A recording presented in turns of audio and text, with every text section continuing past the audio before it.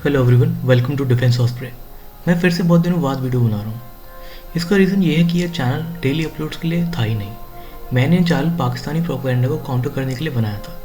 मेरी last video के बाद मुझे वीडियो बनाने की कोई नीड महसूस नहीं हुई, क्योंकि बाकी बड़े चैनल्स भी पाकिस्तानी प्रोपेगेंडा को एक्सपोज करने लगे थे, जो वो पहले इतना नहीं करते थे। इससे लोगों को पता नहीं चलता था कि कौन प्रोपेगेंडा फैला रहा है और कौन फैक्ट्स बोल रहा है।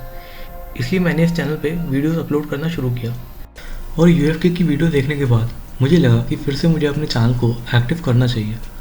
तो 4 फेब को यूएफके ने एक वीडियो अपलोड करी, जिसमें वो समझाना चाहते थे कि कैसे यूएस सैंक्शंस रशिया से खरीदे हुए वेपन्स की डिलीवरी डिले कर देंगे, क्योंकि इंडिया रशिया को यूएस डॉलर में पेमेंट नहीं कर पाएगा, जिससे S-400, ब्रह्मोस और बाकी कई सारे रशियन इक्विपमेंट्स के स्पेयर पार्ट्स इंडिया नहीं खरीद पाएगा। यूएफके के हिसाब से रशिया रुपी या बार्टर सिस्टम के थ्रू पेमेंट एक्सेप्ट नहीं करेगा, क्योंकि अग्रीमेंट में जो करेंसी मेंशन थी वो डॉलर है। तो सबसे पहले S-400 के बारे में बात करते हैं। अगर यूएफके ने थोड़ी रिसर्च करी होती तो उन्हें पता चलता कि S-400 की पेमेंट ऑलरेडी रुपी में हो रही है। 2018 में Yaroslav Tarasyuk, trade representative of Russia and India, ने कहा था कि S-400 की जो पेमेंट होगी वो इंडियन करेंसी में होगी। यूएन सैंक्शन से S-400 की डिलीवरी इम्पैक्ट नहीं होगी। अगर बात करें ब्रह्मोस की, तो ब्रह्मोस में लगने वाले 80% इक्विपमेंट्स इंडिया में बनाए जाते हैं, जैसे कि उसका सीकर और इंजन। बाकी बचे इक्विपमेंट को भी रुपीज़ में ख़रीदा जा सकता है, क्योंकि आप थोड़ा कॉमन सेंस यूज़ करो। रशिया डॉलर में पेमेंट लेके करेगा क्या? वो स्विफ्ट बैन की वजह से अपने डॉलर्स को कहीं और यूज़ नहीं कर सकता। और ऐसा तो है नहीं कि स्विफ्ट का ऑल्टरनेटिव इंडिया और रशिया नहीं बना सकते।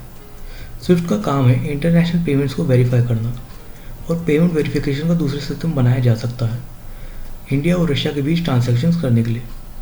यूएफके ने MiG-29 और AK-203 का भी मेंशन किया था।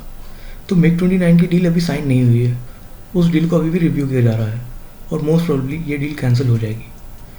और AK-203 को इंडिया में बनाया जाना है। अमेठी में उसकी फैक्ट्री लगी है। और मैंने एक और चीज़ नोटिस करी कि पाकिस्तान आर्म फोर्सेस खुद यूक्रेन और रशिया पे कई सारी चीज़ों की सप्लाई के लिए डिपेंडेंट है, जैसे कि पाकिस्तान आर्मी के अल खलीद टैंक्स में यूक्रेनियन इंजन लगा है, और उनके T-80 टैंक्स भी यूक्रेनियन इंजन को यूज़ करते हैं। तो करीब 800 से ज़्यादा टैंक्स यूक्रेनियन इंजन को यूज़ करते हैं। पाकिस्तान एयरफोर्स के लड़ाका त्यारा JF-17 में रशियन इंजन RD-93 लगा है। तो अगर हम यूएफए के लॉजिक के हिसाब से चलें कि रशिया सिर्फ डॉलर में पेमेंट एक्सेप्ट करेगा, तो फिर हमसे ज़्यादा तो पाकिस्तान का नुकसान होना है, क्योंकि हम तो हमारे रशियन इक्विपमेंट्स को इंडिया में मैन्युफैक्चर करते हैं।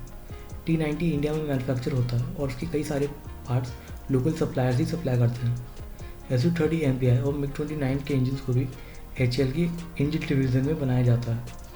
और Su-30 MPI के स्पेयर पार्ट्स की मैन्युफैक्चरिंग इंडिया में करने के लिए हम रशिया से बहुत पहले ही अग्रीमेंट साइन कर चुके हैं, जिसमें रशियन असिस्टेंस से हम लॉजिस्टिक सेंटर्स में $300 बिलियन इन्वेस्ट करेंगे। मगर आप ना ही अपने टैंक्स या फिर JF-17 के इंजन को मैन्युफैक्चर करते हो, आपके रिफ्यूलिंग एयरक्राफ्ट भी रशियन है। तो यूएफके की वीडियो तो ऐसी हुई कि आपके घर में खुद आग लगी है, मगर आप अपने पड़ोसी के घर में लगी आग पर ज्ञान फैल रहे हैं, भले ही पड़ोसी के पास आग बुझाने के रिसोर्सेज हैं और आपके पास नहीं। यूएफके का ये भी कहना था कि BMP-2 इन्फेंट्री कॉम्बैट व्हीकल्स के कई सारे पार्ट यूक्रेन से आते हैं, इसलिए इंडिया को उनकी सप्लाई नहीं हो पाएगी। तो सबसे पहली बात तो यह है कि रशिया भी BMP-2 कॉम्बैट व्हीकल्स को यूज़ करता है, और मोस्ट प्रोबेबली वो अपने स्पेयर पार्ट्स यूक्रेन से नहीं मंगवाते। तो BMP-2 के स्पेयर पार्ट्स को रशिया से मंगवाया जा सकता है। और दूसरी बात यह है कि BMP-2 को इंडिया में लाइसेंस मैन्युफैक्चर किया जाता है, जिसमें 90% पार्ट्स इंडिया में ही बनते हैं। हाँ, मगर इसका मतलब ये नहीं है कि रशिया यूक्रेन की वॉर का इंडिया पे कोई इफेक्ट नहीं होगा। हमारे AN-32 के सारे स्पेयर पार्ट्स यूक्रेन से आते हैं, और हमारे तलवार क्लास के फ्रिगेट्स के इंजन भी यूक्रेन से आते हैं। तो इनके स्पेयर पार्ट्स की डिलीवरी में प्रॉब्लम आ सकती है। बट फिर भी यूएफके का जो क्लेम था कि स्विफ्ट बैन की वजह से इंडिया के सारे एयरक्राफ्ट शिप्स सब ग्राउंडेड हो जाएंगे, ये बेसलेस है। यूएस सैंक्शंस इस वॉर से पहले भी लगे थे, वो तब इंडिया को रशिया से वेपन खरीदने से नहीं रोक पाए। तो अब कैसे रोकेंगे? रशिया को डॉलर में पेमेंट करना पहले भी रिस्ट्रिक्टेड था, इसलिए हमने S-400 की पेमेंट रुपये में करी थी, और हम वो दोबारा करेंगे। यूएस इंडिया पर सैंक्शन नहीं लगाया, क्योंकि जब तक चाइना एशिया में एक थ्रेट है, इंडिया यूएस के लिए इम्पोर्टेंट रहेगा। और हिपोक्रेसी ये है कि पाकिस्तान खुद रशियन और यूक्रेनियन इक्विपमेंट यूज़ करता है, मगर यूएफके अपनी कंट्री के प्रॉब्लम्स को एड्रेस करने की वजह हमें ज्ञान दे रहे हैं कि कैसे हमारे वेपन्स और स्पेयर पार्ट्स की डिलीवरी में प्रॉब्लम होगी। तो इस वीडियो में हमने यूएफके के सारे क्लेम्स का आंसर दे दिया है। इस वीडियो को हम यहीं ख़त्म करेंगे।